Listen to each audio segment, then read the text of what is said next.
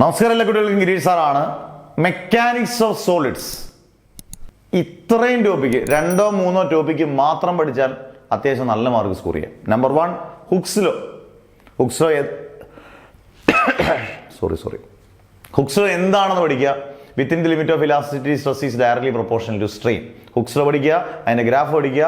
Stress strain ഗ്രാഫാണ്, straight line ആണ്, ഇങ്ങനെയുള്ള കാര്യങ്ങൾ പഠിക്കുക. ഹുക്സ് ലോയായിട്ട് ബന്ധപ്പെട്ടൊരു ക്വസ്റ്റ്യൻ ലോ ചോദിക്കുക, സ്ട്രെസ് സ്ട്രെയിൻ ഗ്രാഫ് ചോദിക്കുക. അത് പലതരം ഗ്രാഫുകളുണ്ട്, ആ ഗ്രാഫുകളെല്ലാം നിങ്ങളൊന്ന് ചെറുതായിട്ട് നോക്കുക. പിന്നെ കംപ്രസിബിലിറ്റി, യങ്സ് മോഡുലസ് തുടങ്ങിയിട്ടുള്ള കാര്യം. കംപ്രസിബിലിറ്റി എന്താണ്, യങ്സ് മോഡുലസ് എന്താണ്, ഇങ്ങനെയുള്ള കാര്യങ്ങൾ. ഇത്രയും കാര്യങ്ങൾ മാത്രം സ്ട്രെസ്സും സ്ട്രെയിനും ഒക്കെ ഒന്ന് നോക്കിക്കൊണ്ട് പോയിക്കോളുക.